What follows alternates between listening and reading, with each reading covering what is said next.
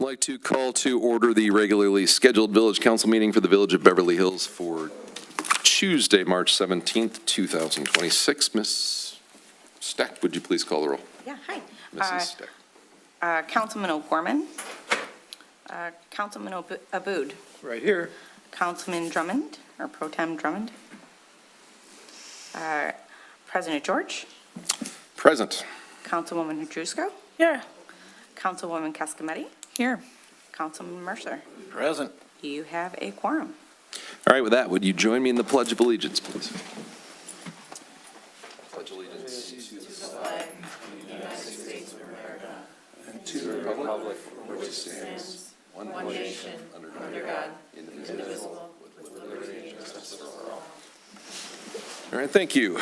Got the door back open. They're working on the sound. Next up, are there any amendments to the agenda or a motion to approve the agenda? Mr. George, at this time, I'd like to move to approve the agenda as published. Support. Support. Support from Ms. Cascametti. All those in favor? Aye. Opposed? All right, we have an agenda. Are there any community announcements this evening, online or in chamber? If not, are there any public comments in chamber or online?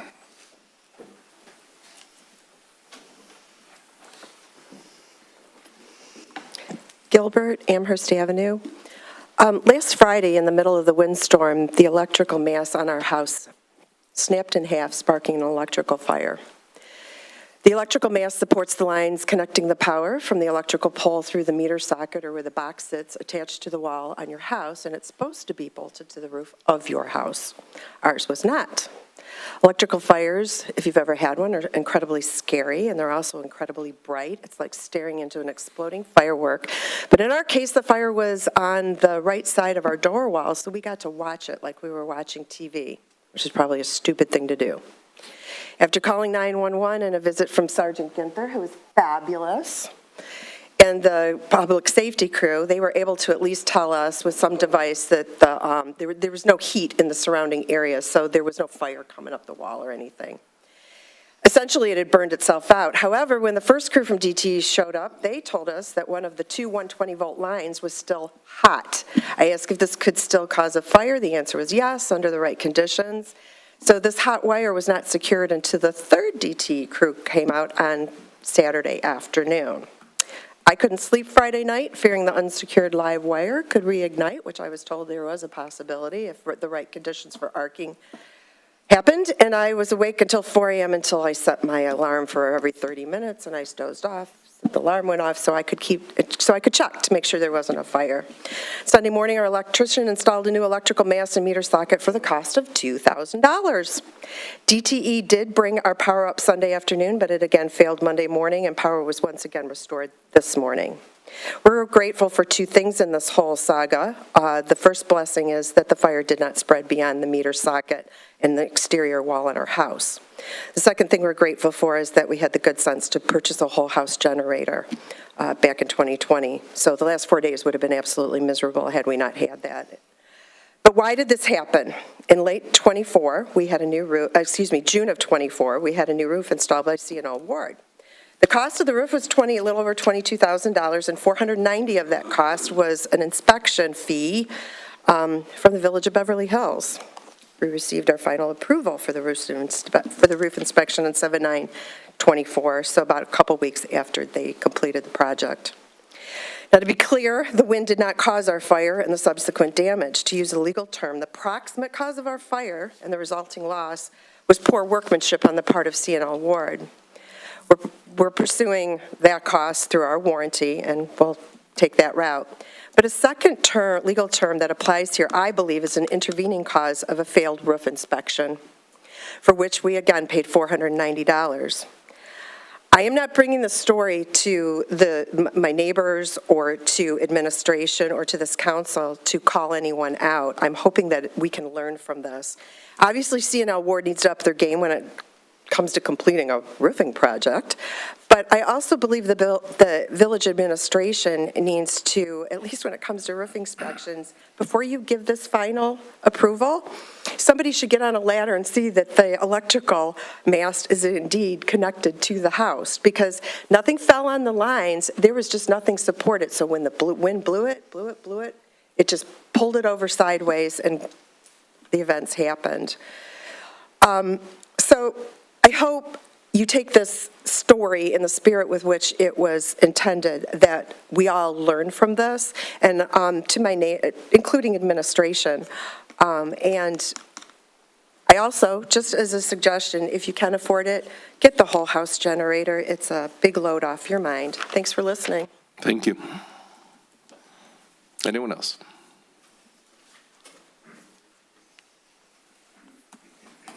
So, Dale Young, Riverside. So, in 2 days at the Parks meeting, there's going to be a lot of discussion about Riverside Park again. So, I'm here because probably 2 weeks after that, they're going to come for approval to spend $130,000 plus some additional money. So I want to just express my thoughts about the whole Riverside Park thing one more time. So first of all, I struggle with where the demand to improve Riverside Park even comes from. You know, when I look at everything people are complaining about in the village, you know, it's the play equipment at Beverly Park, it's Saxon Road, it's the sidewalks, it's Douglas Evans parking, it's a whole list of things. It's never Riverside Park other than the lily pads, which we're not going to do anything about. We're going to slap some concrete pads up there. We're going to put some fancy benches along the lily pads so people can go sit up close and personal and look at lily pads. I think it's a huge mistake to spend $120,000 on something, or $130,000, on something that I don't really even see the demand for. So that's one. Second is HRCC. You're paying $200,000 to HRCC to study the Arity Dam. Whatever they decide is going to have a major impact on Riverside Park. So why are we spending $130,000 now when the fate of that whole ecosystem is up in flux, potentially? You know, they're going to do something or recommend something. It will have an impact on Riverside Park. But let's put all that aside. Let's just talk about Riverside Park. Right now, there are 5 parking spots there. 5. None of them are handicap spots, for one. So let's say you're successful. You generate all this interest in Riverside Park. Where are people going to park? You can't park on the other side of the street. That's a no parking zone. Can't park on the bridge. What are you going to tell people to go up to Norwood to park? Or are you going to tell them to go park on Riverside or Waltham? I mean, has anyone really done an impact study or looked at what the impact is of increasing traffic and increasing parking at Riverside Park is going to be? Second thing is there's discussion of a kayak launch. So I live on Riverside. The river's in my backyard. I kayak the river. I spend half the time pulling my kayak with a rope because the river is so shallow. You can't, I don't know what the point is of building a kayak launch, because the river is very difficult to navigate. And especially now that all the trees have fallen into the river, it's going to be even more difficult to navigate this year. So you're going to spend all this money to build a launch for what reason? A launch that, by the way, is not handicap accessible. So there are no handrails. There's no transfer mechanism to help people with limited mobility use a kayak. So right there, I wonder if the entire thing is not ADA compliant. I mean, that wasn't part of the RFP. Making the trails are ADA compliant, making the launch ADA compliant, making that thing even accessible. So I don't personally see the need for updating Riverside Park at all. But if you are going to do it, I would wait until the Arity Dam thing is done. Just my opinion. All right. Thank you, sir. Anyone else? Online or in chamber?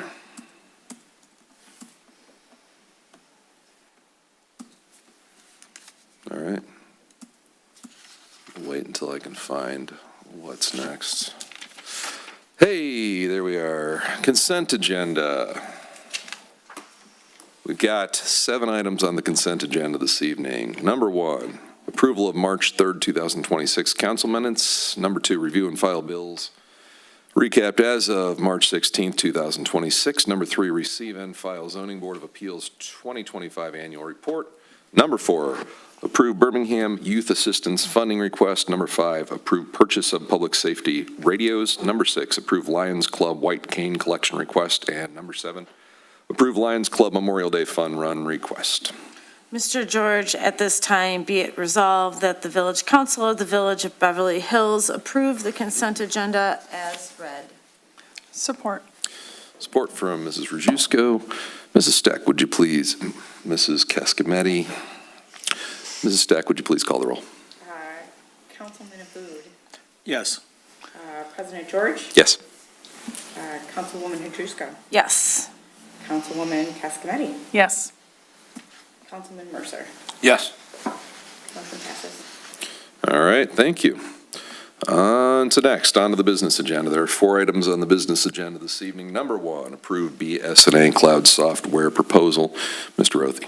Yes, and first, a special shout out to Ms. Steck, who's filling in for Clerk Brown, who is at the first year of the Municipal Clerks Institute. It's a week-long program in Mount Thank you. Pleasant, so glad she is there. First up on the agenda is approval to proceed with upgrading our software from a on-premise hosted on our local IT equipment to a cloud platform. This is BS&A. Don't ask me what names made up BS&A, nobody knows, but their platform is widely used by Michigan municipalities. It was originally released in 2008, and we signed up shortly thereafter. It is substantially the same as 2008. I was in middle school then, and it's about as cool as I am now than I was in middle school, so it's time for an upgrade, because 8th grade Warren definitely needed an upgrade. That's just rude. That was a low blow. So what we have here, again, is a replacement of all of our existing software, utility billing, payroll, general ledger, cash receipting. It would transition to a cloud-based platform. There's a few additional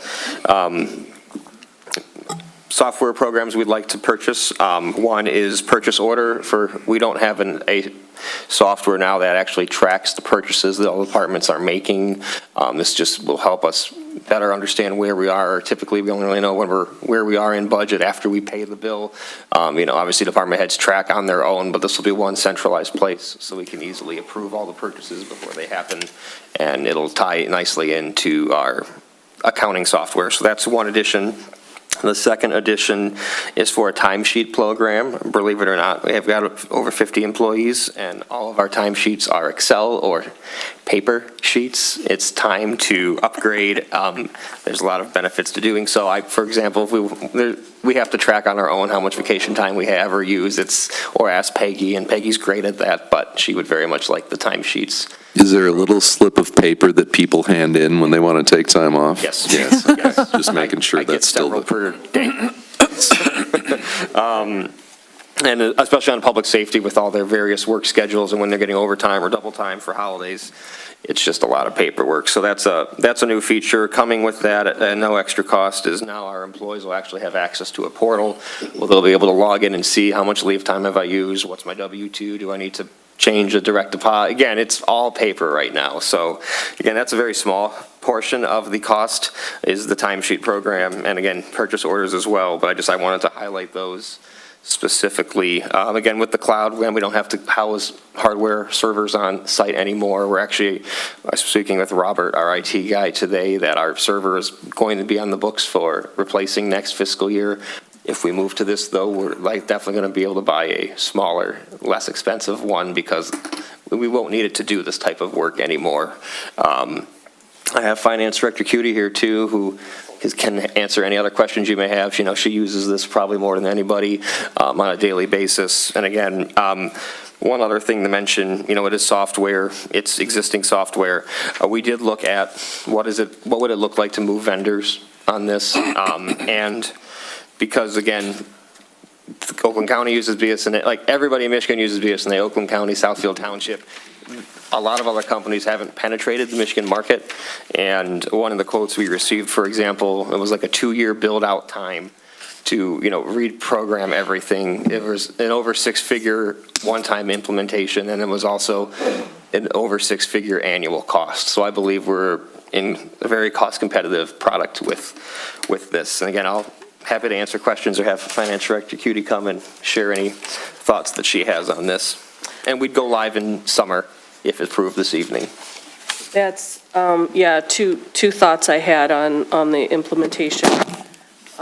It will be a significantly shorter timeline for implementation, being that we're not going with a different vendor. We don't have to reinvent the wheel, so to speak, unless we choose to, you know, with some of our processes. There will be some configuration and setup, for example, with timesheets and with purchase order, but I envision those will be fairly minor and we'll go quickly. Another reason I'm excited to have timesheets be electronic now is we will be able to track in real time PTO that employees are taking, and that will be of great benefit to me as I prepare my audit schedules. There are a couple of schedules and footnote disclosures that relate to compensated absences, or PTO. And it's been a very long, drawn-out manual process to calculate that information. So this should help me personally significantly. So I think that was all I had. Yeah, and we did just go live this week with BS&A payments, so we are not using point and pay anymore, and we are told that that is going to significantly improve the bank reconciliation process, because it's a module that's built specifically for BS&A, and it kind of interfaces more seamlessly. So looking forward to seeing how that's going to go. And then maybe just the cost and the budget amendments, I didn't touch on that. That we'll be doing the amendments today. Yes. The next, if you say yes today. Yes. Well, just Yeah. So in the budget amendment work papers that are in your packet, we have budgeted $31,000 and some change for the down payment for the BS&A cloud product. So if you approve this purchase of this software, then the next step is, you know, amend the budget, and then we make the phone call to them and get it moving. So yeah, so $31,000 down payment this fiscal year. The balance of the thing, including that first year subscription, will be paid after July 1, so we'll build that into the next fiscal year budget that you'll see. Okay. Questions? Mr. Aboud? Thank you. Yeah, I looked up BS&A and I didn't know what it stood for either. So understanding going from a .NET to a cloud base, I just have several things, and I'm sure that our Representative Kyle, how do you pronounce his last name? Monty? Monty, yeah. Okay. So I'm sure he has some of these answers to most of my questions if you can't, you know, at this time. And, you know, I'm just going over, I may be the king of the obvious sometimes, but I think it's important to bring these up. So one of them is typically the risk is what we can control at our end, right, the users. So I would imagine there's specific users that are going to be able to use the software, right? Mm-hmm. Right. So obviously strong access control, and I would absolutely have 12+ characters as far as the complex password to log on, log off. Because I know when I see that, so I'm not going to do 12, you know, because I'll never remember it. I got to look at it. But long story short, also that, you know, multi-factor authentication to be able to log on. I'm sure that's all part of the. Are we going to get training on this, or we meaning you? Yes, we will, yes, And that's included, right? yes. Yeah, part of the proposal, and this does use multi-factor authentication, so that's probably the biggest complaint I will get from people is now I have to, Yeah. but it's Yeah. it's the right thing to do nowadays. And so. again, just bringing it up, the obvious, right?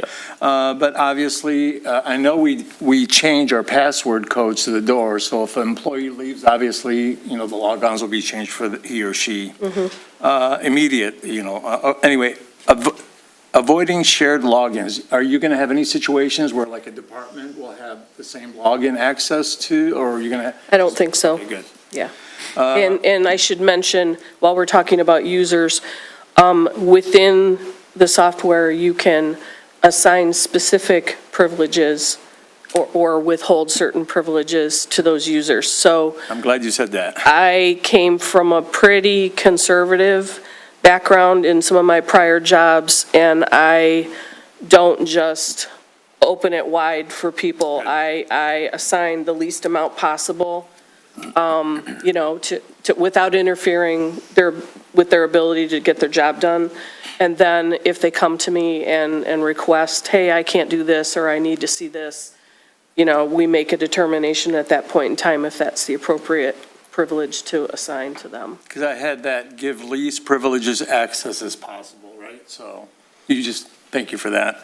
Regularly audit who has the administrative rights that you're going to be able to audit everything that happens on there. And I'm sure as in the accounting and finance, that would be you in this case.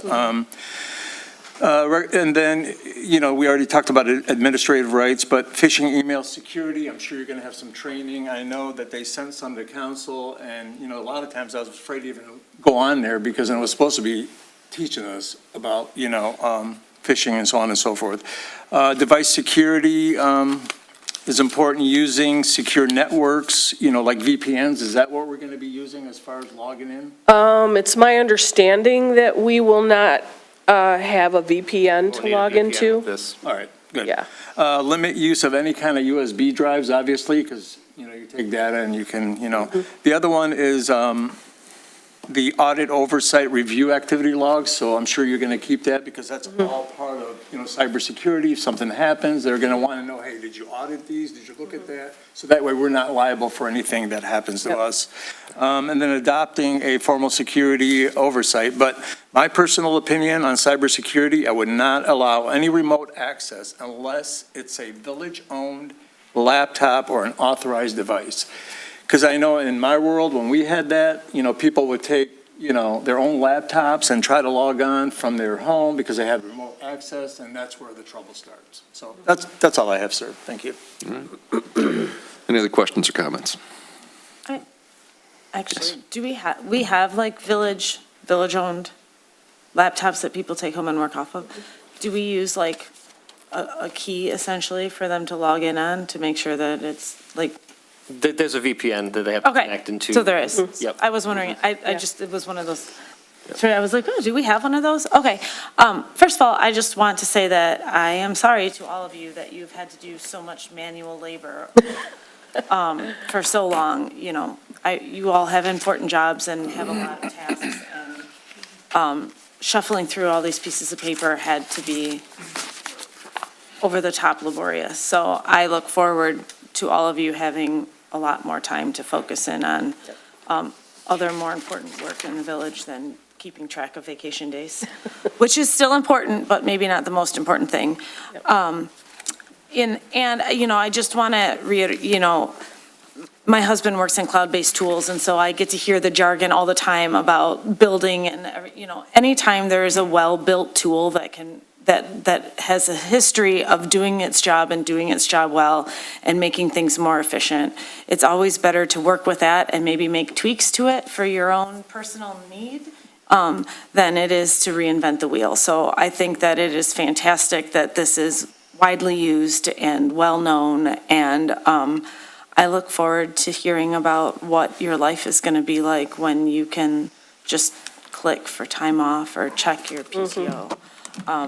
So I apologize that you've had to do it the way you have for so long, and I look forward to moving forward to the wave of the future. That's all I have. We are, I would say the majority of us are pretty excited about the implementation, and I'm just ready to go. Last week, we had a call, we had a short demo, and I asked a couple of questions, and I loved the answers because it was exactly what I hoped for, and I just started clapping my hands. Yay, I'm ready to do this next week. Yes, I think it'll be a great addition to the function of it. Yeah, and, yeah, just to jump in again, I know I made the cute joke about 2008, but like it Thanks for still bringing it up again. looks and feels very much like a 2008 built program. So just, Yeah. it's coming with the AI chatbot to help out, like, how do I actually troubleshoot this thing? They have good customer support now, but just seeing the amount of resources they have and how do we make this easier to use that they've been able to develop since 2008 are really incredible. And I think it'll help, new users and longtime users of BS&A we have here. Except the time off, that's from like 78. I mean, that was awesome when I was there for a couple days. From what I understand, moving up to slips of paper is an improvement. It was just a calendar hanging on the wall for a while. No, I don't know. I wasn't here for that part of it, but. Other questions? Mr. Mercer. I have a couple questions, thank you. What are we paying now annually for the use of the software? I think it's around 17, 18, or 1,000. I want to say it's a little bit more than that, but I'm not sure. I don't know off the top of my head. So, looking at this fee schedule, we're going to start an annual subscription, and that's going to be about $42,000 a year, right? That's going to recur. That's the use of them hosting it basically for us on their server. We no longer have cost associated with having to upgrade equipment on that. That'll include new software as it's released, it'll be there. We won't have to upgrade that software. It'll just, when they implement it, they'll implement it. And that's the second payment, the way I see this, right? That's the $42,235. That's both the annual fee and the cloud purchase for the module and the cloud. And that piece there is basically set in time where it starts that clock ticking for when we renew it every year. And you're saying that piece is going to be paid after the end of this fiscal year? Yep. When we So- go live with the new programs. Right, when you go live, yeah, exactly. So then we have the $31,300 that we're going to pay now, and that's going to be a budget amendment because we just didn't budget for that. We paid them for the software piece of it that's going to expire, that 17 or 18,000, and then we won't have to use that equipment. And then the remaining will be invoiced once we're done with all the training that they're going to offer. And that's the $34,500. So, There'll be 3 payments altogether. This one we'll make in this fiscal year, and then 2 more in the next right, fiscal and then the next fiscal year, we'll make another payment of $42,500 or $42,000 some odd dollars, $250, whatever. Do we have an agreement with them for an extended period on how much it's going to cost us above and beyond every year? Like, do they have most of the time in software providers, they add an 8% increase annually or something like that. Do we have that agreement in place? I believe he can answer that. Yes, yeah. so how BS&A is priced, and this is no different from how we're currently being charged, it's basically the state of Michigan CPI rate is what they adjust. So if it goes up 3%, Oh, good. it goes up 3%. That's what we've had for probably since we got it in 2008 Yeah, okay. to some extent. Yep. Okay, so, and a couple things that were discussed here. You're logging into a system that's hosted elsewhere. Just for, one of the things that Mr. Abood said was talking about remote access. This is kind of, on its core, remote access, but the hosting is hosted elsewhere. It's very common anymore. That's the way everybody's really doing it. It's the most efficient way to do it. But also, they are responsible for end-to-end user, like passwords, access, all that, even though it's set up by us. So they could probably access this from somewhere else. Depends on how it's set up. They being the vendor? Being No, users. users. Users. Okay. We'll have to see. You can sometimes limit that and restrict it. That doesn't concern me because you're going to have that two-factor authentication.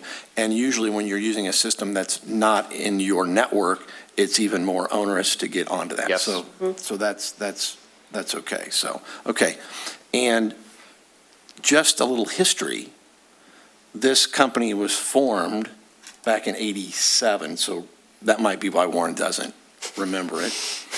And it's out of Bath, Michigan, and it's founders, that's the name, the three names of the founders' last names. So that's how they came up with this BS&A. It's been around for, obviously, as you know, years, but, so that's the history of it. Don't you say longer than I have. And while we're talking about remote access, if you could go through the protections around payments and what is required so that no one can log in and just start paying themselves. There is a multi-step process in place for payments to be executed, so nobody, regardless. Yeah, there's a lot of internal control features on Sure. payroll, Yes. accounts payable, yes. Yes. Yeah, and the volume of data now available for every keystroke or every download of everything. I know a guy who just changed jobs and is currently battling what he put on a thumb drive. So IT has tracks, so I'm comfortable with the notion that they have, because of the IT work we've done on data security and the new protocols we put in place and the controls in place through BS&A are in a good spot with our remote access. Any other questions or comments? All right, if none, Mr. Abud, do you have a resolution on I this one? do, and I was just curious, it didn't include the pricing, so should I just do it and just say BSA cloud proposal? And that sums it up, or should I read the numbers here as well? I would assume we're fine with the resolution as presented. Accept the proposal. Okay. You can put, yeah, it says Okay. as presented, so Okay. we're good. Be it resolved, the Beverly Hills Village Council hereby accepts the proposal from BS&A out of Bath, Michigan, Software LLC as presented, attached as a BS&A cloud proposal. Support. Support for Mrs. Rajewsko. Mrs. Steck, would you please call the roll? President George, Yes. Councilwoman Hajduska, Yes. Councilwoman Cascametti, Yes. Councilman Mercer, Yes. Councilman Abud. Yes. Motion passes. All right, thank you. Thank you. On to number 2, approve fiscal year 2026 budget amendments. Mr. Rothy. Yes, this is the last round of budget amendments before the fiscal year 27 budget is presented. We want to clean up a few things and just make sure we've got the best picture for you. So Director Cutie prepared some budget amendments. I'll let her do a brief overview of them, and I'll turn it over to her right now. Okay. As is mentioned in my memo here that accompanies my schedules, when I started here, I felt like the account structure was just way too many accounts. And I feel like a reader can get really overwhelmed with that number of accounts in a fund. And with the ability we have to place comments in budget line items, we can add that detail as we need to. So I have been working for the last several weeks to identify accounts that can be combined and condense things. And so I've completed that work and made some correcting journal entries. And so going forward, the financial reports that you see should be shorter than what they are. We also are in a place where we're just able to provide more detail on the transactions that are in there. And so it makes it much easier to search for information.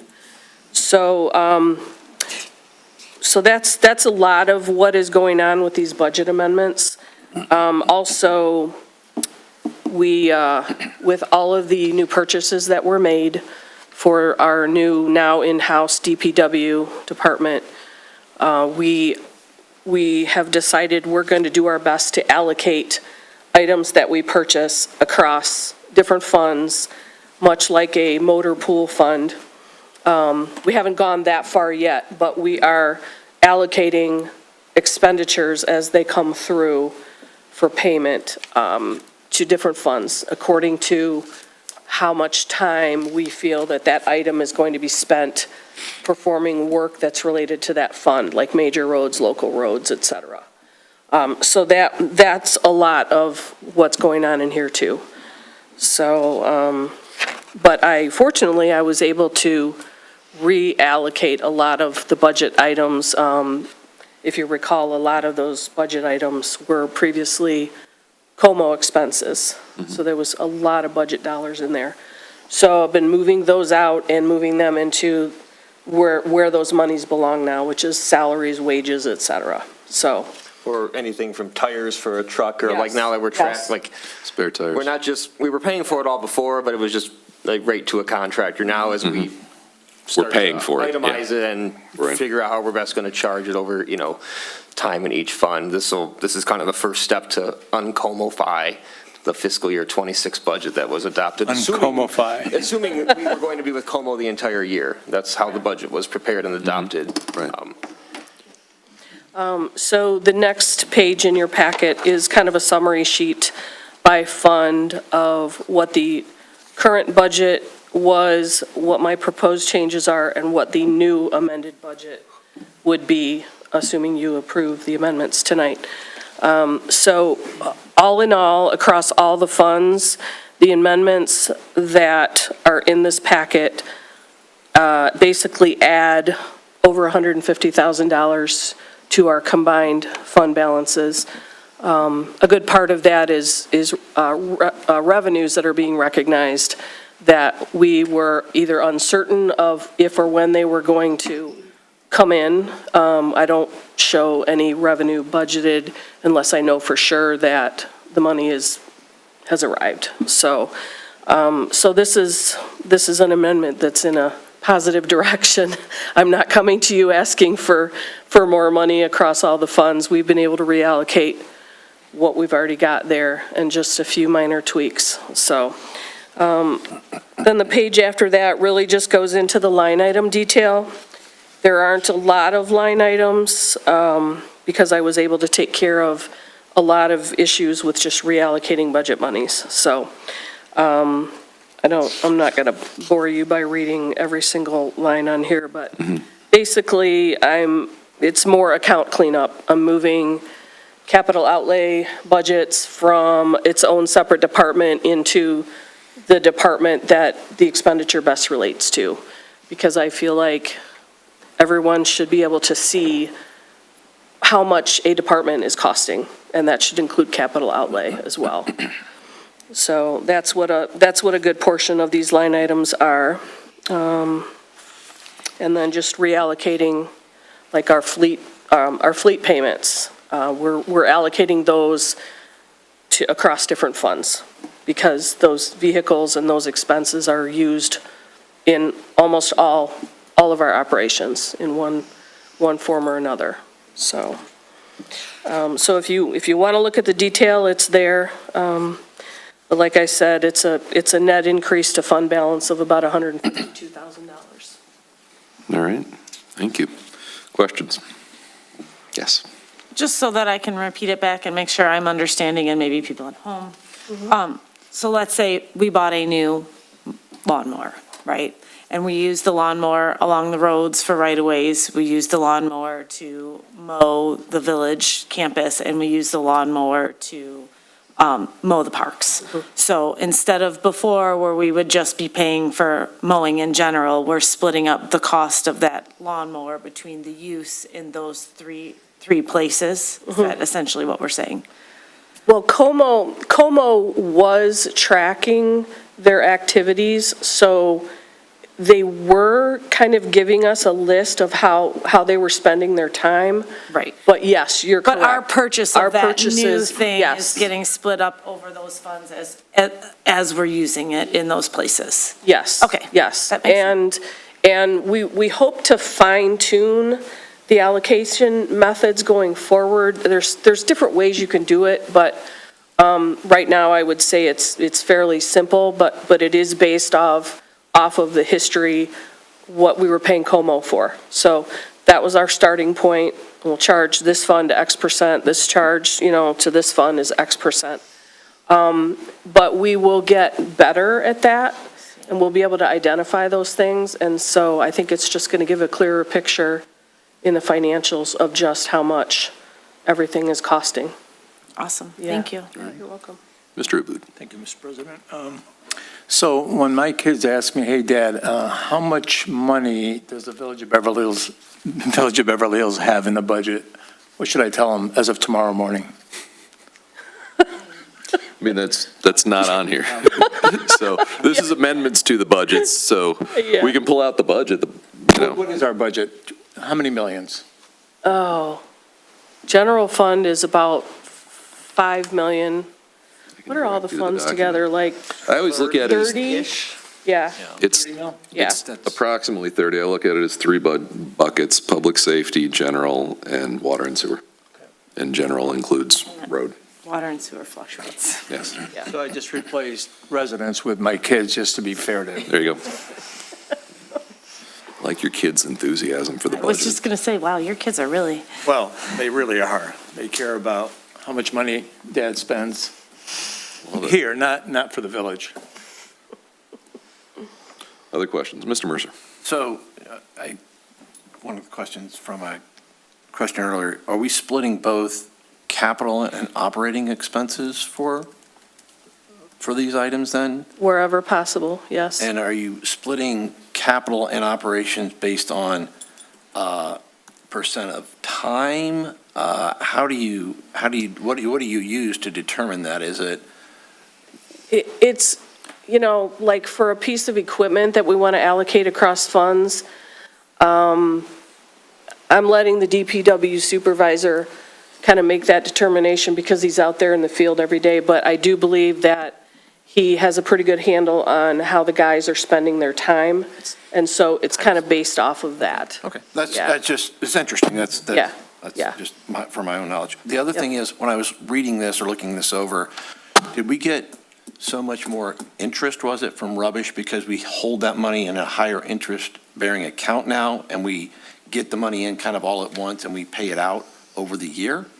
Why is that $8,000? I was just surprised that we saw that kind of an increase. Well, I think in general, across all the funds, the investments have been performing better than what they were expected to.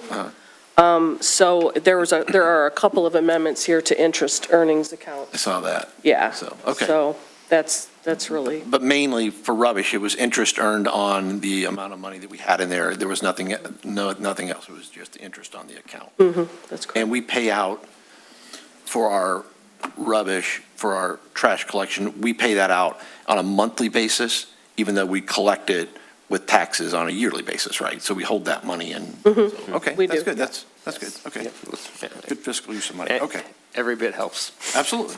Sure. And I do still think about Chris Wilson talking about the quality of our recycling, that we get a good price for it because it's good, clean recycling, which is never a conversation I ever thought about having, about the quality of your recycling, so. Because we have such great residents that they do a great job I of, try to rinse my stuff out, but I there you mean, go, there you go, see? didn't know that mattered. Excellent. So. Good. See? Any other questions? I will say, since I've got both the director and the director here, and we're going into budget season, this is completely, it's not completely off topic, but there's a handful of money, a good handful of money sitting in a drug forfeiture fund, and every year it just rolls forward. So if anyone has any bright ideas of, We did have discussions about that Love it. at our initial budget meeting. super. I think where we left off was you were going to see if any of the ideas you had were in the list of allowable things to use it for. Yeah, we don't need an answer today. I just, every year it just rolls forward, and I don't know that it ever does anything. So if we have any great ideas, I'm all for it as we approach the budget season. Yep. Any other questions on this? If not, Mr. Mercer? Yes. So be it resolved that the Village of Beverly Hills Village Council hereby adopts the proposed fiscal year 2026 budget amendments as prepared by the Finance Director forthwith the attachments, budget amendment fund summary and budget amendment line item summary details. Support. Support from Mrs. Rajewsko. Mrs. Stack, would you please call the roll? Councilwoman Handrusko, Yes. Councilwoman Cascametti, Yes. Councilman Mercer, Yes. Councilman Abud, Yes. President George. Yes. Motion passes. All right, thank you. Thank you, appreciate it. On to number 3 on the business agenda, consider introduction of a general fund balance policy. Mr. Rothy. Yes, so I won't read the lengthy memo Finance Director Cutie and I put together, but essentially, the Village of Beverly Hills does not have a fund balance policy. A fund balance policy is essentially what is an appropriate level of reserves we want to maintain in our general fund to support operations and, again, prepare for an emergency of some kind. So I would like to move in the direction of adopting a fund balance policy for the general fund, because all the other funds are restricted in what you can spend the money on. So it's not like I need a water sewer fund balance policy. I don't need a major streets fund balance policy. This is just how much of unallocated, however the council may choose to spend it, reserves do we want to maintain, which those are all housed in the general fund. So in most communities, including ones I've worked at, typically you see 16 to 20% of operating expenditures as a suggested reserve level. That's usually, 2 months, 2 weeks, depending on, if it's 16 or 20%. However, Beverly Hills is rather unique in the way our millage is structured. And this has been discussed before. I don't think it's new to anybody, but 20% of us is only $880,000. That's, I don't think, an appropriate amount to have for reserves. That can, again, if we had a big windstorm, we get a tornado, we get a flash flood, for all we know.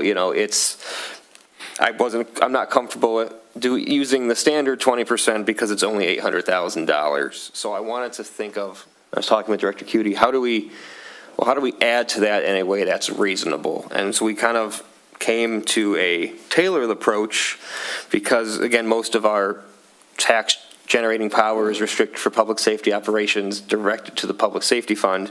We thought basically, what if we did, as a minimum, 20% of operating expenditures plus the value of whatever 1 mil generates in a given fiscal year. So that would allow a component of it to, if the tax base rises, the value of a mil goes up. If the tax base shrinks, the value of a mil, will go down a little bit.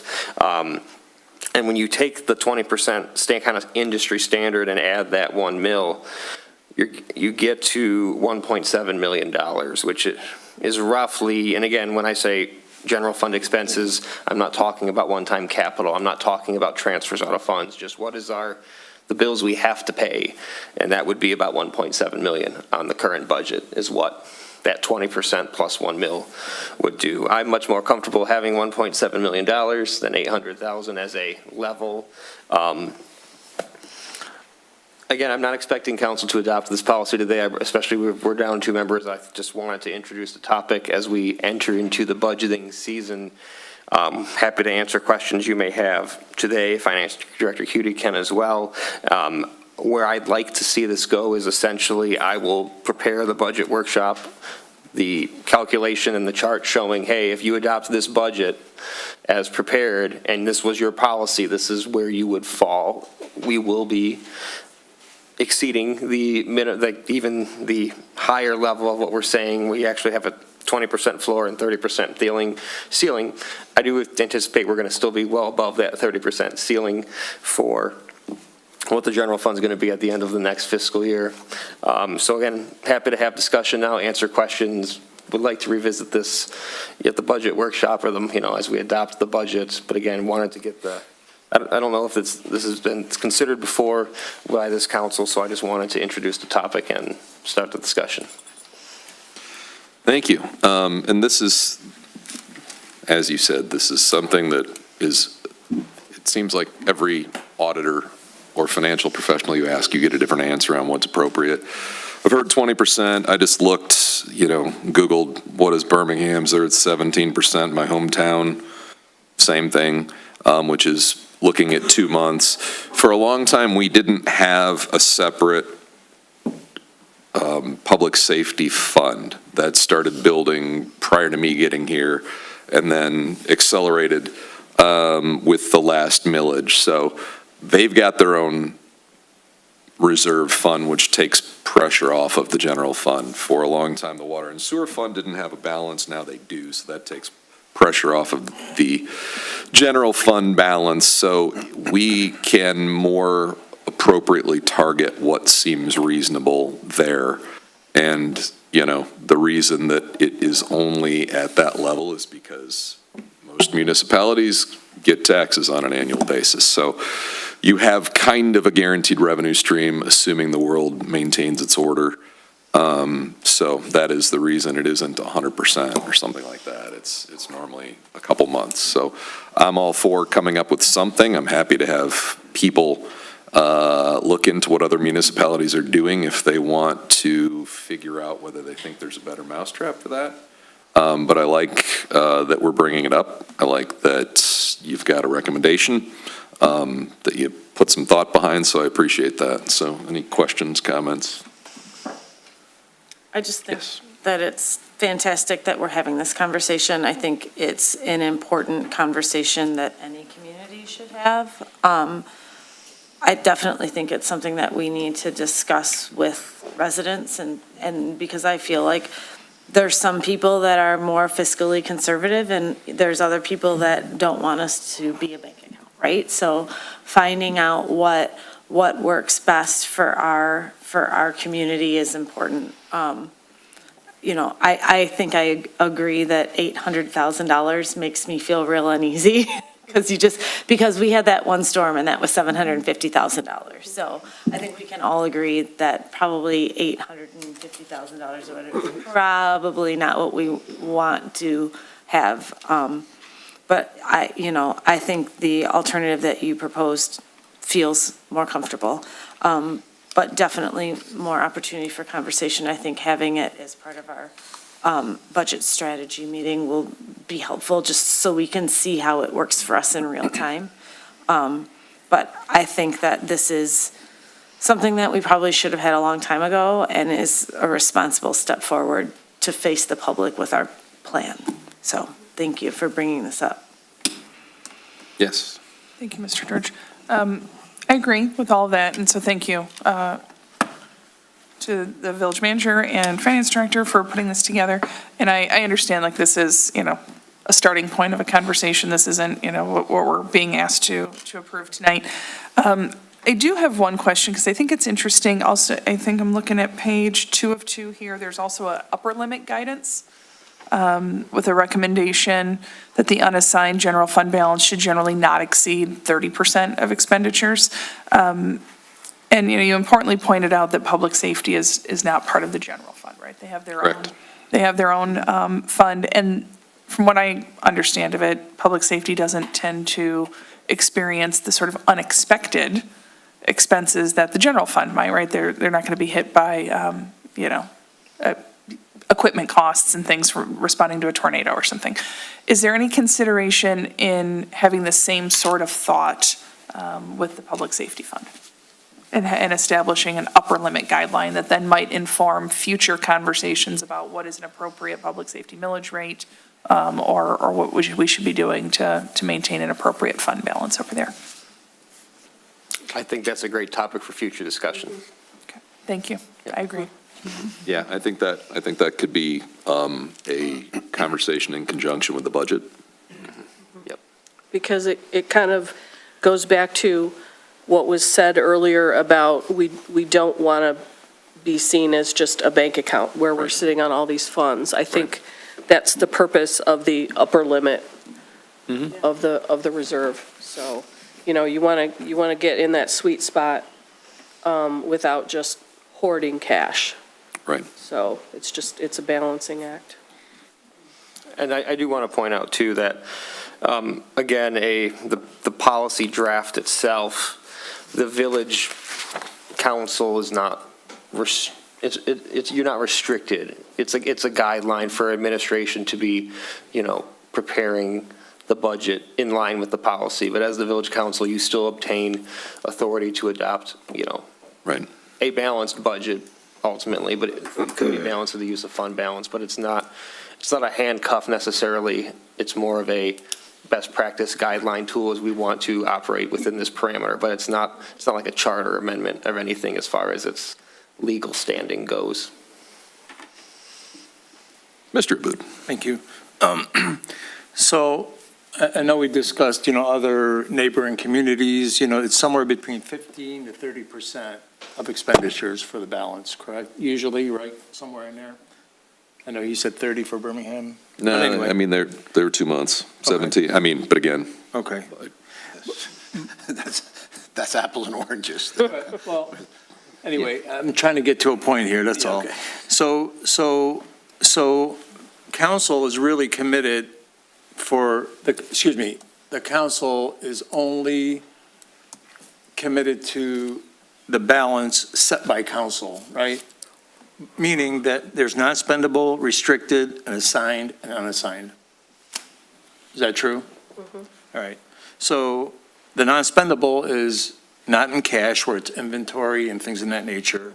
Restricted, this is where legally required to be used by a certain way. So is there like a state legislature or a code that says you have to have, legally required to have X amount of money in that balance? I mean, you can't run it down Not to that I'm zero, aware can of. ya? No, there's, Obviously, that's not going to be fiscally responsible, nor would that ever happen under our watch, I would hope, but, so there isn't any kind of law that says you have to have X amount in your fund balance. No, just recommendations, best practices. what's the deal with auditors in the zero fund balance? There's certain funds that I remember previous conversations where they're like, oh, you can't have like the water and sewer fund, when we didn't have a fund balance, we'd be making, and I don't know that it was actual money transfers or paper transfers or what, but, I know there's some of the funds, again, we're not flirting with zero, so it's just a No. question of what's the appropriate number. Yeah, I mean. And then the other two are assigned and unassigned, where assigned is intended for a purpose. So give me an idea what that would be like. Oh, boy. I could jump in. So, again, Give me one for unassigned, yeah, for a rainy day. So unassigned's easy. It's whatever's left over after you're restricted, and it's restricted is typically like, let's say we got a grant from the state of Michigan for $200,000 and it's sitting in our general fund as of June 30th when the audit's prepared. That's going to show as restricted. It's going to show as the cash and part of the fund balance, but it's not going to be lumped into the unassigned balance. Assignments are basically, there's usually some level of authority, whether it's village administration or the village council, that says, we want to use this much money for this thing in the future. I don't know if we really do that here, if we just kind of say whatever's left over is just unassigned. But that's typically when the assigned classification is used. It's a act of council or manager, typically has a policy that says who can make fund balance assignments. And then this does tie into GFOA. They also have further restrictions on what we can say is assigned and what is unassigned. But, And to your point, I know we're going to have a bigger discussion on this, but I just wanted to kind of prepare myself, and thanks for the education, I appreciate it. Yep. Other questions, comments? Mr. Mercer. Couple questions. Obviously, being fiscally responsible does have its advantages over just peace of mind. We also, if we hold a balance or have a policy, would that benefit us for what kind of bond rating we get? I believe it would. And so if we carry usually a balance, we usually have shown that, we can see the historical piece of that. But if we were to have to take a bond and we have this policy in place, there's a chance that we could maybe get a better rating, or at least because we've been fiscally responsible, we're going to get a pretty good rating if we needed to do that. Not that I'm saying we needed to. Yeah. Okay. So this is definitely a factor. Okay, right. So that's good. The other thing is, I think it's a great time to look at these because we're into 2026. We're going to go into fiscal year 2027. I believe the sunset of the millage is 2030. So you're not that far off when you start getting in. You need to be a year or two out at least when you're going to start talking about what your next plan is. So we're 3 years out basically from that. And we can then start deciding how we want to figure out what the next percentages should be. Right. So that we're not holding a huge fund balance somewhere where we're not really spending it. Right. And we can maybe then use that money elsewhere to betterment of the village, or not have to have as large of a millage. So Right. those are possibilities. So, okay, thank you. Thanks. Welcome. Did look up Birmingham's, it's 17,240%. Okay. Kirksville, Missouri's is 17%, in case anyone. Which 17% is a 2 months. big number, though. Yeah, but it's all relative. I mean, I it's- know, I No, I get mean, it. no, but I mean, But you I know, mean, yeah. yeah, a storm there, 17% of their budget covers more than 17% of ours, but Also, 2 months of operating expenses is 2 months of operating That's right, expenses. that's Yeah. true. They have more unassigned than we do. Yeah. All right, anything else? Appreciate the discussion. Yeah, and we'll have a slide in the budget workshop that says, hey, that great, well, maybe not great, but just the Right. policy we presented, here's what it is, and we'll go back a few years too, so you can see how you will not have just be doing it in fiscal year '27, but how it would have shaken out in previous fiscal years as well. So All right. appreciate your time. Super. Anything else? If not, moving on. Number 4 on the business agenda, public hearing and resolution authorizing submission of a DNR trust fund grant application. Mr. Rothy. Yes, so annually on April 1st is the due date for DNR grant applications. One of the DNR grant programs is the Michigan Trust Fund. It does grants for improvement of public facilities, parks, similar program to what was used to acquire Wenbrook, but that was technically a different program than this one, but they all fund similar initiatives. We wanted to put it in the application in this year and have a reasonable ask with a 50% match on a potentially $600,000 project. Why $300,000? Well, that's, we wouldn't be doing this until calendar year '28, which could even be fiscal year '29. With what our Parks millage is able to generate, we wanted to get this iron in the fire to do improvements at Beverly Park specifically. It would be improvements of the park's wooded areas and trail connectivity, development of ADA trail connections, including some boardwalk elements and other landscape and grading, wayfinding signage.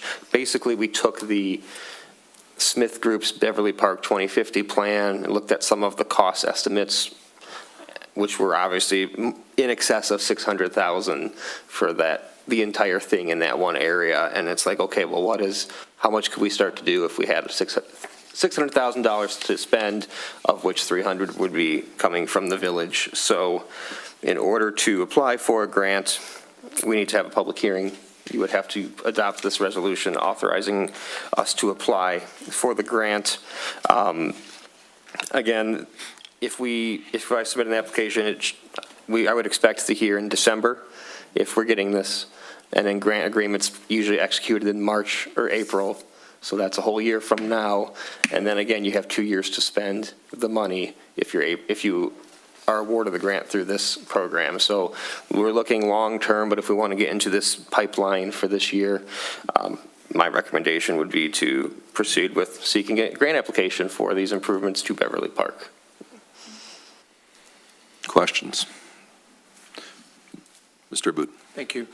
I kind of freaked out when I saw the schedules, right? But it's 22 years, between now and 22 years, right? Is that what we're kind of projecting for the 2050 vision? Yeah. Right. Yes. I mean, this is the work we'd love to have done by then. Right.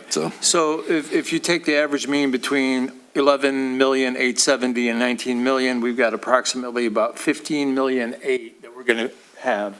And in my mind, if we did that annually, it's about 659,000 a year. I just worry about, the projection, like the 3 million for the path, the ball fields, another 3.2 million, and the recreation courts for another 1.5 million. And that's on the low end, right? So I'm just curious, is like, how can they project that far out into the future and what the cost is going to be? Is that why it's the low and the high? So it could be a low end and things increase over the years and it goes to the high end. I don't know how to think about this. You Right. know what I'm saying? It just kind of boggles my mind a little bit Yeah. because of course, I'm going to be here in 22 years. I mean, Heck, yeah. God willing, right? But at the same token, it's like, I just wanted to know what the committee was thinking. Right. Along with the residents, which says the residents were all part of this as well. Right. My thought on this is, if the upper end of the ask, the largest development grant they'll do, I know they changed it, I think it's 400? It is 400 with the trust fund program. Yeah, so every year, I'd love to be in the cycle asking for something, and I'd rather ask for something with you get additional points for going from a 25% match to a 50% match, so if we say 300,000 and a 50% match, and you do that every year, we're doubling our parks millage, and we're chipping away at it, you know? $3 million is hard to get, but if you get 600 grand 5 times, then you're there. The cost ranged estimates, I think, you know, when you look at if you look at the description of what they've got in there for the woods and paths, you know, that includes understory planting, you know, signage updates. They have electrification in their lights, all that. We're obviously not going to get all that done, but this seems like a reasonable way to start on that plan that we got public input on, paid to have done. It's for the health of the woodland. If we can start in the middle and correct the drainage and get people off of the roots there, that seems like a reasonable place to start. So, you know, there's no grant source that I'm aware of that's going to get us to the $3 million right away. But if, you know, you look at the ball fields, that's one of the things I'd like to do is get an actual rendering and granular cost estimates, because I know the Beverly Hills Little League would like to fundraise for that, and if we can do that, that would help allow them to fundraise. I think there's a lot of opportunities for us to do some, you know, conversation with the community about legacy giving in some of these projects. I mean, if we're in between 2 ball fields and you're going to put a pavilion and a snack shack and storage building and shade structure, love to have somebody put their name on that and help with that. So I think there's all kinds of opportunities. You got to start somewhere. I don't want to miss a year of the grant cycle, and the deadline is April 1st, so. Yeah, I get that, but Yeah. I just want, like, you know, the audience or, you know, the residents to understand, like, this is not just set in stone here. Oh, no. Okay, and then councils are going to change, Yep. right? New ideas are going to come in the future, you know, I mean, the future, who knows what it holds for us, but, Correct. I mean, I get to start, I just want to be sure that we're, you know, sometimes, you know, when, you know, if a person says, I want to buy this, well, it was $200,000, but hey, I'm going to get it because it's on sale. Right. It's $180,000. You know what I mean? I mean, I kind of look at this like anything we do with intention for the next 2 years. 2 years, we're going to get more done than if we didn't have a plan and we didn't take steps to try to I get that. complete the plan. Will we get 100% there? I don't assume, All right. but you got to start somewhere. And just to reiterate again, all we're doing, regardless of what the language of the resolution is, we're just seeking an application. Nothing is committed until, 1, we get awarded the grant, and 2, the council will then vote to enter into that grant agreement with the DNR. So like I know. So we're saying there's money out there, let's take advantage of it. Yes. All right. Hoping. Yep, so you're not. Can't catch fish if you don't put a line in the water. Okay. Yes, Go to Go the- ahead, no, go ahead. you in the green. That's not helpful. I just wanted to say that, you know, I had the privilege to sit through the grant meeting when we went with Wenbrook, and I think that one of the things that stood out was that a lot of the projects that municipalities were applying for were multi-year asks. So they kind of chipped away at it bit by bit by bit, and the board liked sort of helping build off past grants. So I think that this is a fantastic first ask, because when we went out to residents and asked what were some of the things they really wanted at the park, one of them was a more walkable path, and a path that strollers can roll on and wheelchairs can roll on and motorized scooters can go on, not bikes. So I think this is a great start. I think it's a good place that we can, easily build off of from there. And as far as the need for the woods go, I think we've seen how that wood chip path is affecting maybe some of the water movement within the woods itself. And so removing that and getting people's feet on boardwalk instead of wood chips is going to be great. I hope that moving forward, we can have a plan with that plan to ask for a little bit more each year. Because I think that that's just, like you said, you don't catch fish if you never cast your line. And so we should, last year, everybody got funded, I'm just saying, so maybe this year. I mean, we were Yeah. there, and there was one municipality that had 3 applications in, and they said, you're going to have to pick your favorite, and then they funded 2 of them. And I was thinking, so I think Ferndale and one of the Bloomfields, when I looked at the entire historic list of funding, each had like 9 that had been funded, and we didn't have any. So just showing up and applying, you never know. I mean, it varies from year to year based on market performance and when they mark the market, how much money they have to give. Sometimes you get partial funding, but I mean, if the worst thing they did was give us some money instead of all the money we want, Well, the other thing, just to be a devil's advocate, it's like, as our country moves forward and hopefully in the right direction, you're going to get new people that are going to change things, and budgets get cut, and then the DNR gets cut, healthcare gets cut. It's just, we have to be aware of that as well, that's all. right? Yes. 2 things. My recollection, but I'm rusty on this, is that the Michigan Natural Resource Trust Fund comes from oil and gas royalties. Is that right? Correct. Funding Right, so sources. this is not discretionary budget of the DNR, right? This is the, No, I believe this is the one that's funded through. and I believe Just it's, described. and I believe it's in Michigan Constitution, right? That's what these royalties go toward, that recollection. So not as subject to annual appropriation, right? Like the state is going into a very difficult budget year. But this is, separate and a bit protected. And so I agree with the approach that, we should at least be taking a swing at this money. I do have a question. I apologize if I'm just missing something in the packet. But there's a nice, summary here, agenda item summary that goes through sort of high level, right? The proposed elements of the project include invasive species management and improving the trail system. I'm sorry, I keep breaking up. Is there a specific list of items? I mean, we've only got 2 weeks to put together a grant application. I don't know how much specificity that requires.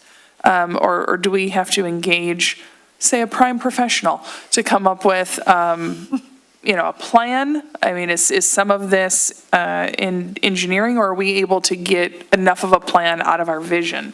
Right, I saw the.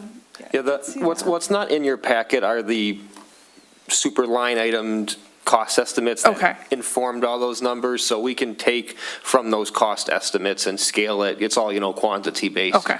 To get us to the $600,000 figure. I may have to call Smith Group and say, hey, I need you to just recheck these numbers for me, it might be a few $100 Okay. potentially of professional services that might be able to sweet talk them into doing it for free. But if we need to go in that direction, we will. But as of now, we're going to be utilizing kind of those broad categories in the cost estimate that we already have. And Okay. that's all the DNR application required at this point, as far as that item went. Okay, I appreciate that, but of the 600 total project cost, are we anticipating some of that would be design, right? I mean, at some point you have to design a boardwalk, you have to Yes. make a drainage Yes, plan. right? I Basically, mean, when looking at the elements, I did roughly 10% for the design and Okay. stuff like that. So that's kind of baked Okay. into my $600,000 figure. All right, thanks, Mr. Rother. Other questions, comments? Not, I'll open the public hearing. I'd like to open the public hearing for comments on the proposed Village of Beverly Hills, Beverly Park Trail Improvement Grant application to the Michigan Natural Resources Trust Fund at 8:14 PM. So anyone in chamber or online who would like to make a comment about the proposed grant application, now's your time. I will speak slowly. Make sure people have time to walk to the podium. Unmute themselves, put up your, please do, sir. Love a comments, some thoughts, questions, whatever. David Bob on Orchard Way Court. The only thing I would caution here is, generally speaking, this is kind of like the sidewalks. We say we'll spend 300,000 and we get 300,000. And we get 300,000, but we wind up spending a lot more than 300,000 on our side. That's one concern. And that's part and parcel of not having a plan laid out on what we're going to do at this point. I think it's a good idea to ask for the money, but I think we should have a little bit better idea what we're going to spend it on. The other thing is, I think it was at the strategy meeting that Neil Johnston brought up the concern that you need to have a sequence of things here. In other words, there are some drainage issues that need to be addressed in the park. And if we go ahead and put in the paths, then without taking that into consideration, do we step on something that we're going to have to undo to redo in the future? That's all. Thank you, sir. Anyone else? If not, I will close the public hearing at 8:16 p.m. I appreciate that. That is part of the conversation. My hope is that we can, find a way in the middle to start where we have drainage issues and start working on the drainage and build as much of the infrastructure as we can while correcting that. But that is for the professionals to manage. Step one, find out if we have money. Yeah, the long lead time is, as much as it's Yes. hard, we can It does definitely benefit us. address those things. Yep. All right. Council, any other questions, comments? If not, I believe, Ms. Cascametti, you have a... I do. Would you like me to read the whole thing, or just after I now, think I therefore? would. I don't know if it's necessary, but I mean, I would. All right, just ceremony, so. Yeah, for sure. Now therefore be it resolved that the Beverly Hills Village Council hereby authorizes submission of a Natural Resources Trust Fund program application for $300,000 and further resolves to make available its financial obligation in the amount of $300,000 of a total $600,000 project cost during the 27-28 fiscal year. Support. Support for Mrs. Rajewsko. Mrs. Stack, would you please call the roll? Councilwoman Cascametti, Yes. Councilman Mercer, Yes. Councilman Abud, Yes. President George, Yes. Councilwoman Hajdusko. Yes. Motion passes. All right, thank you. Appreciate that. Really, I just want to make sure we get one of these in every year or two or whatever, and as we, hopefully we spend the next year trying to get a more specific plan on some of these other projects. The challenge is trying to sequence some of these larger things while they are A, expensive, B, we need to do it in chunks. So just figuring out how to do that. There's some of it you can do in chunks. You can build a structure in the middle of the ball fields, which would solve some accessibility, would provide some services back there, then redo one ball field, then redo the other one. That can be a three-phase or probably more project. Some of these sports courts might be more difficult to do in that fashion, but having a list of things and then figuring out how to attack it and making sure that we're going in, I would just love to see it be part of the DNA that every year we're making sure we get these in. It was interesting watching municipalities that have a good relationship with the DNR and are frequent flyers there and know some of the people and keep getting First name basis. keep getting partial funding, and partial is more than none, and you don't get any if you don't ask, so. Mr. George, Yes, sir. if I may, on page 66 of 70, I'm going after the private foundation and the philanthropic gifts. I think that's where you have a lot of good opportunities to raise $300,000. I mean, do it. Like, Yeah, well, let me at 'em. Yeah, love it. Get you a golf cart. Yep. All right. I think that moves us off of the business agenda. Yep. And on to the public comments before we get to, are we doing public comments before managers report? It's what we always do. All right. Public comments. I don't know. It's been a while. I missed a meeting. We had a long break there. So public comments. Anyone in chamber or online who would like to make a comment, now's your time. Please, sir. Riverside. All right. So I ran out of time before. I was going to second what Karen Gilbert was talking about in terms of the inspections, because it's been one of my favorite topics, too. I think the BS&A software is going to help with the scheduling aspect of it, so I think that's great. But I still think that there needs to be a value map looked at in terms of how inspections, starting with what the expectations are of the contractors on the permits, and what the inspections are actually doing, whether they're comparing to the permit, to the drawing, to code, what are they really doing? Because I've had lots of problems over the years with the inspections. I'll give you an example of today. So we renovated our house. We were living out of the house for 8 months. We passed our mechanical inspection 3 months ago. I still have mechanical work going on today because the inspection missed sections of duct that were not even installed. So this idea that they're coming out and just kind of looking, maybe they give it a thumbs up, and not really going back to the drawings or to the permit and really doing a thorough job with the inspections. And it's not, there are some really good inspectors. The plumbing guy, he's awesome. He just really gets into the detail. Some of the other inspectors, not so much. So I think there needs to be some standards put in place and really outline what the expectations are. And, if people aren't going to take things apart to look at them, maybe you ask the subcontractor, take pictures. I want to see pictures of what you did, because I'm only going to give you 5 minutes. So beyond the superficial stuff, let's see pictures of what you did so that I can certify that, yeah, you did your job and it meets the safety requirements. And I think there's a lot of improvements that can be done in the inspection process. So just my 2 cents. All right, thank you. Anyone else?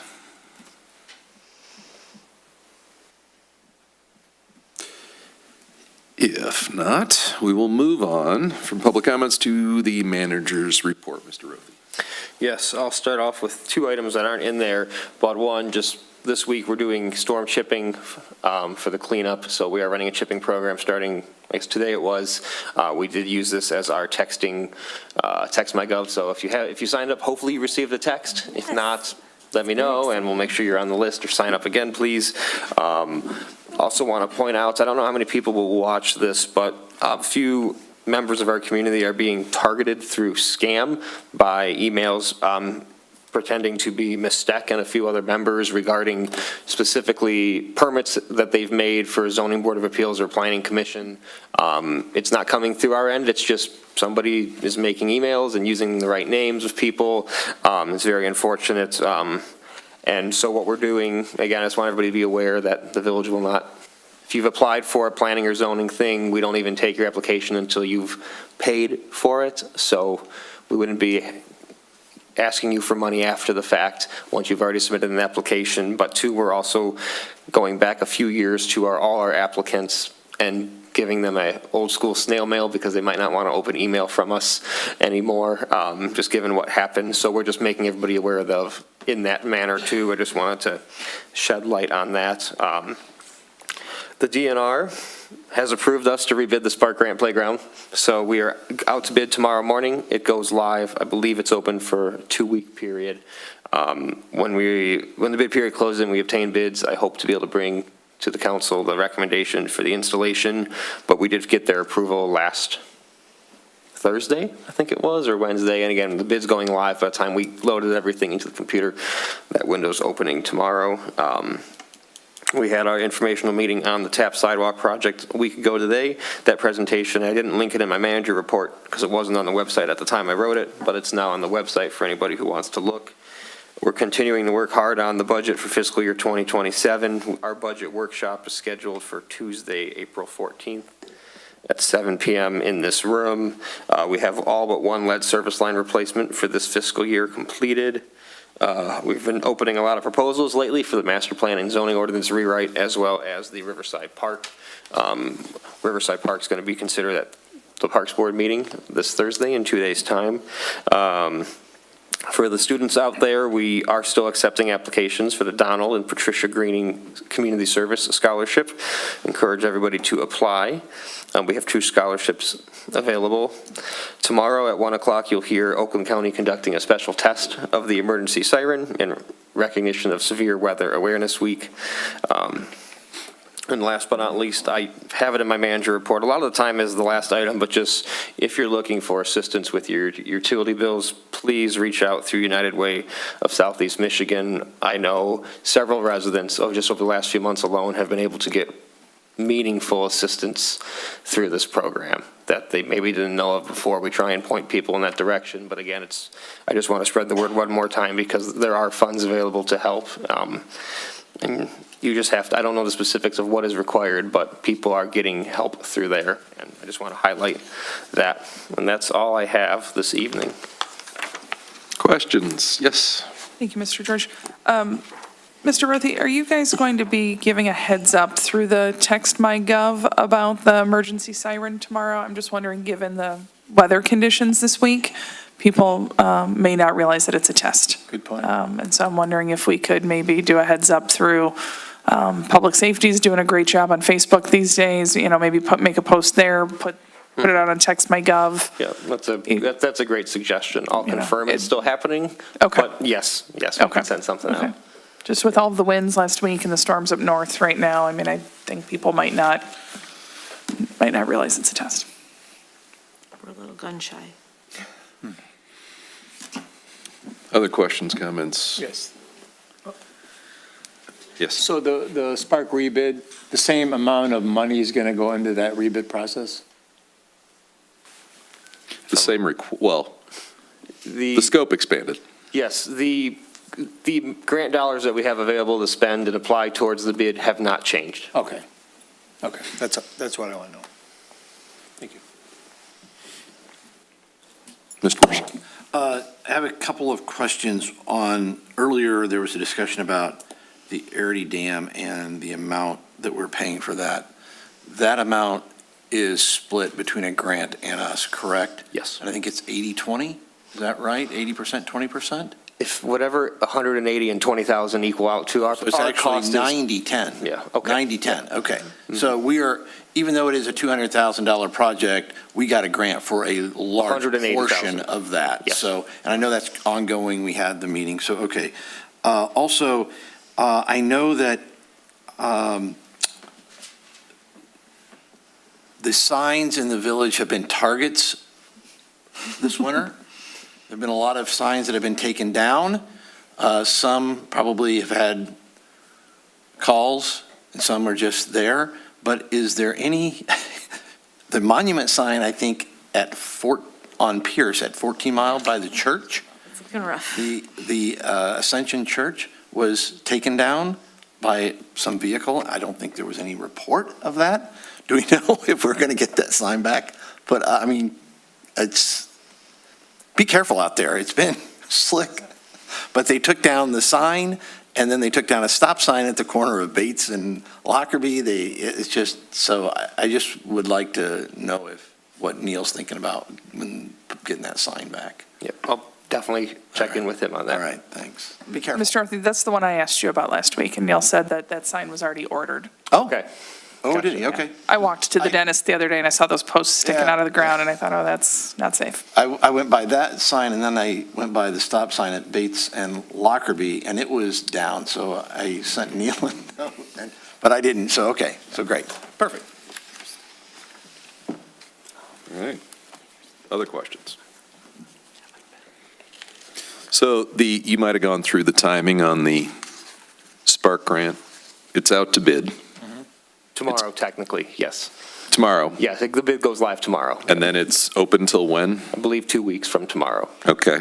And then we would hope to review an award in a couple weeks. Yes. So end of the Yep, the month-ish. DNR has to review the bids, and we make a recommendation to them. And as soon as they say, yep, this is the bidder you can award it to, we'll be able to get it awarded. Sweet. If anybody is qualified to install playground equipment with a shovel, I encourage them to bid. All right. You know contractors who are good at installing playground equipment and turf. Now's your chance. Sidewalk, saw them out measuring, surveying along 13 Mile, so that's good. Bunch of stuff moving in the right direction. Any other questions? Oh, do we know the deadline for the greening scholarship? It's probably closer to May, April, somewhere there. April? I don't know. I think it's April sometime. I don't know, next meeting, as long as we publish the date. I know some people with seniors who can put the word out. Oh, yeah, I'm going to put a thing on the Groves page and make sure that we can capture some seniors that way. All right. Anything else? If not, we'll call it good on the manager's report. Move on to council comments. Mr. Mercer. Yeah, I have three things this evening, quick hopefully. One, I've noticed, maybe I just wasn't noticing before, but I think there's a larger police presence out patrolling our streets, maybe making some stops. I noticed in the last report that it seemed to be maybe that was the case, so maybe that's a good thing. That is a good thing, not maybe, that is a good thing, so I appreciate that. And I'll check the next report to see if what I'm seeing is probably flowing through that report. So thank you. The other thing is, for those of us, I don't know who all in this room or online knew Pat, got to know Pat and Don Greening, but they were great stewards of the village, specifically for the park. They did a lot of volunteering, great people. So whenever it comes up this time of year that scholarship is up, they want people to apply. They want people to apply that have been involved in the community, have been involved in causes such as Parks and Recs, kids that have done volunteer work there. They love that. They love this village. So please encourage people, young adults, to apply for that. They would like nothing more than that.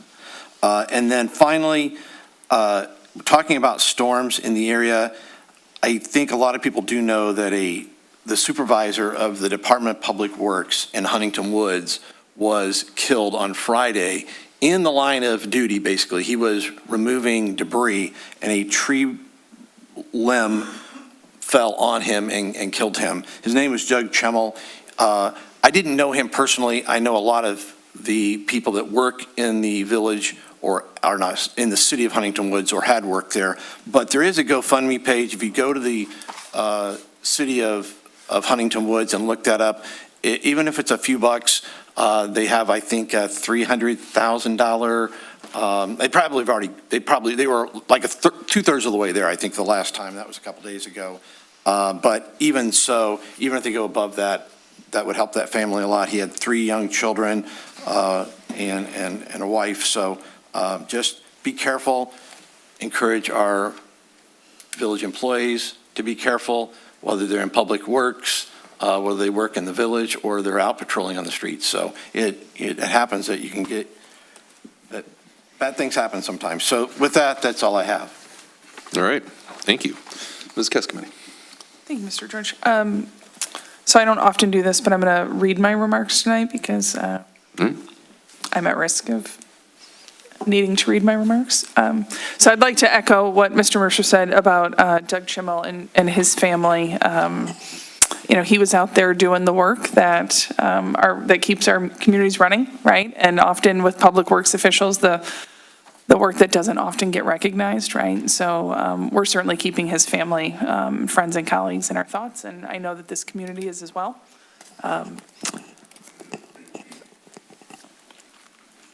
I would also like to, I'd like to acknowledge the attack at Temple Israel last week. And I'm going to struggle here, so I'll be brief and apologize in advance. But I would like to acknowledge the attack at Temple Israel last week. This was a horrific attack of anti-Semitism and an attack on our families and our friends and our neighbors. First and foremost, I want to express my support and send my love to the congregants of Temple Israel and the entire Jewish community. I'm grateful for the on-site security personnel that put themselves between the attacker and 150 preschoolers and teachers. I want to thank local law enforcement, including our public safety officers, and the Detroit Field Office of the FBI that responded not just to Temple Israel, but to every other Jewish institution in the region, as well as several schools and other houses of worship. And for all of those personnel that put themselves on the line and in the face of danger, and thank them for stepping in and protecting our community. It's truly a miracle that there were no other fatalities besides the attacker. So, thank you. Thank you. Ms. Rajewsko. To begin, a lighter note, there is a Parks and Rec meeting this Thursday at 7 p.m. I want to echo Mr. Mercer's comments about the DPW director and with this wind and the other storms that have been coming through, just acknowledge the danger that our city workers put themselves in on a regular basis and things that we may not even realize. I want to echo Mrs. Cuscometti's sentiment. We should all be able to live our lives, to worship, to send our kids to school, to come and serve our community, and not have to worry about such horrendous acts of violence. And I just want to encourage people right now. There are members in our community that are hurting, and we may ourselves be hurting. And when you are in a spot that is of darkness and of hurt, it is often comforting to think about lashing out. And I encourage people in your day-to-day life, when you're in a place of frustration, find a place to do some good. Because the more good you put out, the more good is in the world, and maybe you affect somebody else in a kind way. We've learned a lot of things since that situation, and maybe somebody doing something to put just a little bit more good in the world on that particular day might have had a different outcome. I think that some people maybe tried, but unfortunately, the damage is done. And that's all I have for tonight. All right, thank you. Mr. Aboud.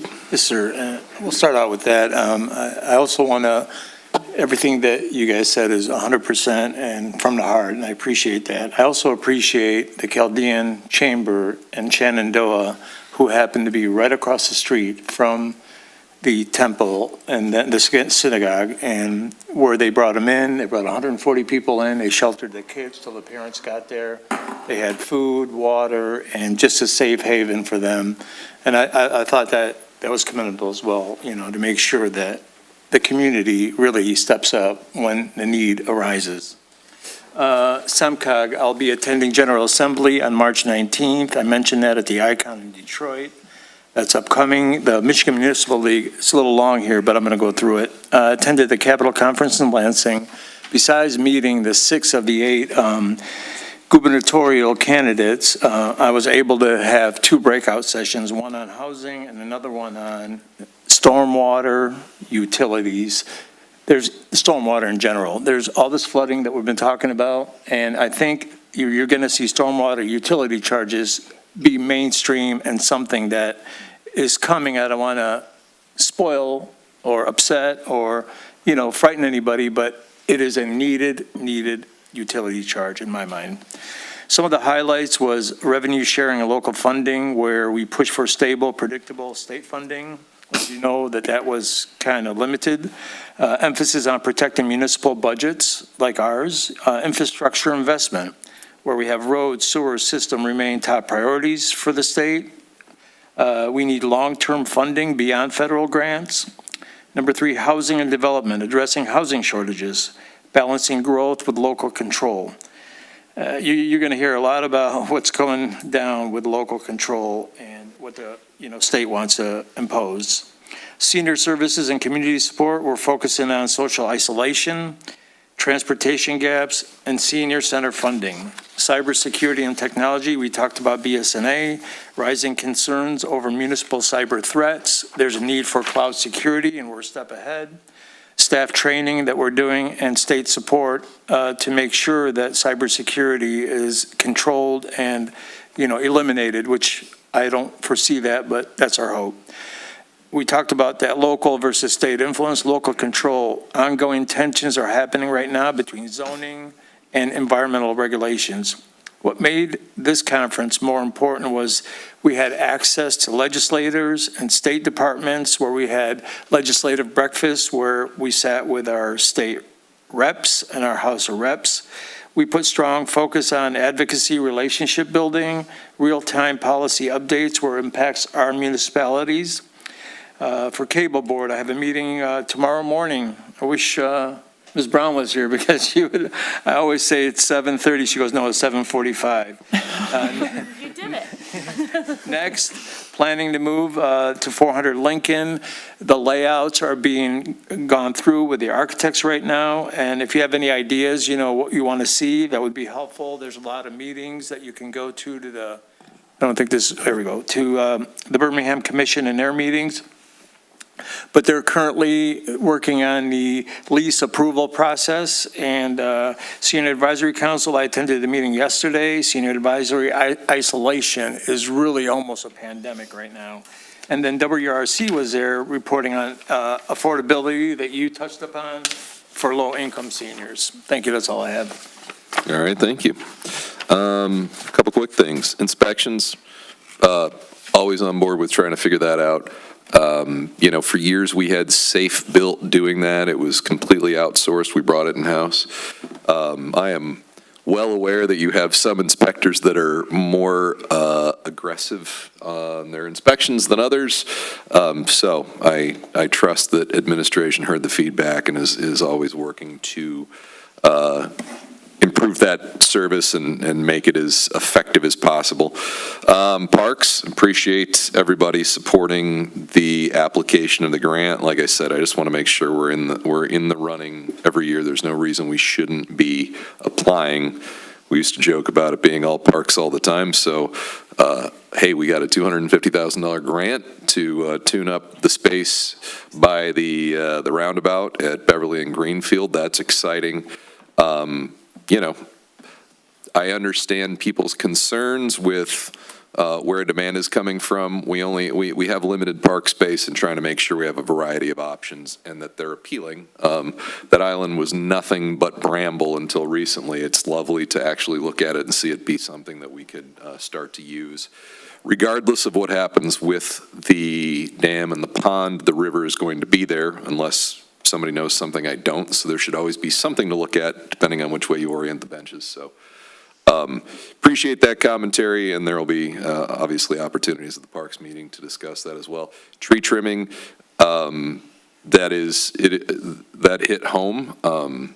Hearing that one of the Public Works employees from Huntington Woods lost their life in that fashion. And I am fully on board with people looking up the GoFundMe and contributing what they can. Anybody leaving behind 3 kids like that's a big lift. So any support for that family would be appreciated. That's one of the reasons we implemented a tree trimming program. You can't get to them all, and there's always going to be the opportunity for unforeseen outcomes, but actually allocating money in the budget on an annual basis to trimming our trees is a responsibility. I think I'm glad its time has come. I was texting the village manager over the weekend about a big gnarly leaner on Beverly Road. I'm sure somebody saw it just east of the cemetery. Very precarious. Our tree, saw another one today. We did a tree inventory, so we know which trees are dead and need to be on the list of going first, which trees need to be trimmed. So we are trying to start that process to make sure we're on top of that. And lastly, on all sides of the desk and just in the community in general, these are weird times. There is a lot going on. It feels like a lot of this could be resolved if people went and had a cup of coffee and a conversation. Not all of it. You have some people who are not rational actors, but as much as is going on in the world, we need to understand that that is the world, and we live here and talking to our neighbors about Some of the challenges we have in common will probably cause people to understand we have more that we can work on together than divides us, so for what that's worth. So that's all I have. I'd take a motion to adjourn. So moved. All those in support, all those in favor? Aye. Opposed?